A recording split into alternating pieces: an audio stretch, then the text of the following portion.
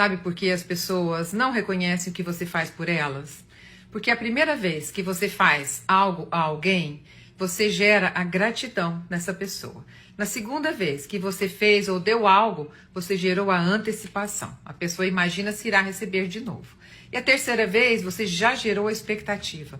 A pessoa espera receber de novo. Na quarta vez, você gerou um mérito. A pessoa sente que merece o que você está dando e quer continuar recebendo. Já na quinta vez, você gerou a dependência. Essa pessoa não consegue mais viver bem sem o que você está dando a ela. Ela já está viciada em você satisfazer a necessidade dela. Aí, na sexta vez, você percebe que não tem reciprocidade, que não é reconhecida e nunca recebe nada em troca.